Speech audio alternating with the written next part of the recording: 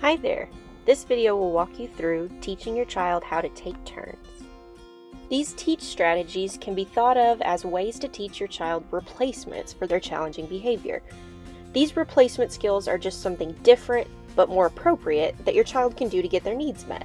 In order for replacement skills to work, there are a couple of important things that need to happen.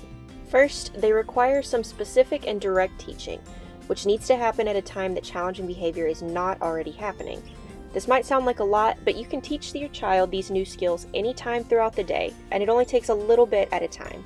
You will want to be consistent though. It might take a little while for your child to learn these new things, especially if challenging behavior has been getting their needs met for a long time. For your child to want to use these new skills, they'll need to work better than challenging behavior for getting their needs met. That means they need to produce the result they're looking for more often, more consistently, and more easily than challenging behavior. We'll talk more about how to do that next. Children sometimes use challenging behavior because they want something, especially something that somebody else currently has. You can use these steps to teach them to take turns instead. First, find a time in the day when you can include opportunities for your child to take turns, like with a toy or on the swings.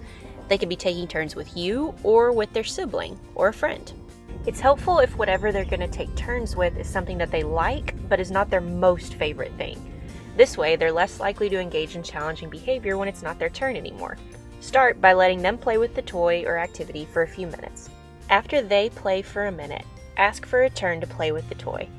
They may not want to give it to you, so you might have to repeat yourself. You also may want to use prompting, like hand-over-hand guidance, to help them give it to you. Set a timer for a short period of time, like 30 seconds or a minute, and play with the toy yourself. Remind your child that it's your turn right now, but it'll be their turn really soon. You can also give them a model of how they can ask for a turn when the timer goes off.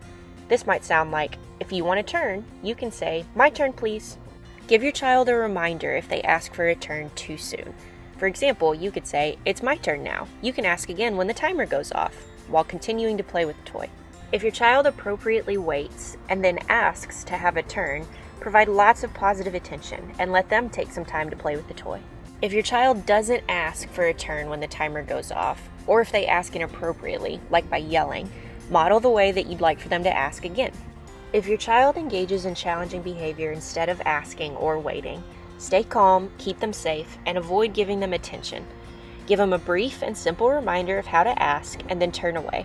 Remember that we're trying to teach them a new way to get their needs met, and part of this process is teaching them that challenging behavior won't get their needs met anymore. Don't forget to use those new response strategies from your behavior support plan also. Remember that the goal is to teach your child to ask for a turn. Ideally, each teaching time will include your child's turn, your child's request, and then some more playing. You may need to prompt your child a few times at first before they ask, or you may need to wait and try again after they've calmed down if they engage in challenging behavior. It may be a little clunky at first, but once you both start to get the hang of it, it'll flow much more smoothly. Repeat this process throughout the day, during different activities and at different times, and in different places, like at home and at the park, or with different toys. The more you practice, the quicker your child will learn. Once they start to take turns on their own, without your model and without engaging in challenging behavior, you'll know that they're starting to learn this replacement skill. Try to agree to your child's requests as often as you can, especially after they've waited, as you're teaching them this new skill.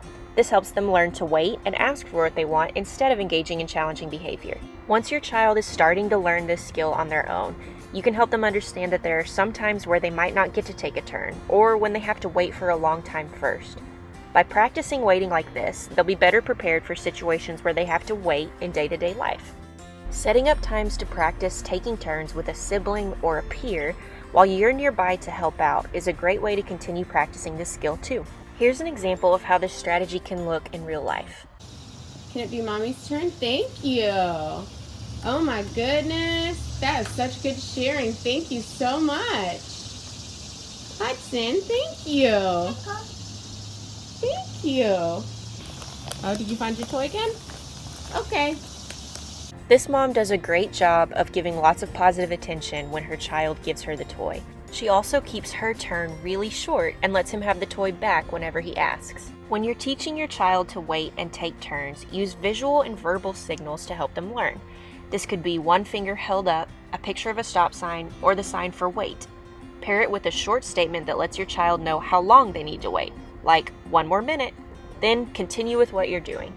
You can also stay nearby and keep an eye out when your child has naturally occurring opportunities to take turns with other children. That way, you can offer help as needed. This teaching process might feel a little bit strange at first, but that's okay. Practice, ask for help from others, and keep at it. You're both learning so much. Remember that you're teaching your child something new, which takes time. You may not see a big change right away, but if you are persistent, it'll pay off. Revisit your behavior support plan often, save the Teach infographic on your phone, and check out our website for more suggestions and resources. Keep up the hard work. You and your child are so much better for it. You're doing great, and we're here to help you every step of the way.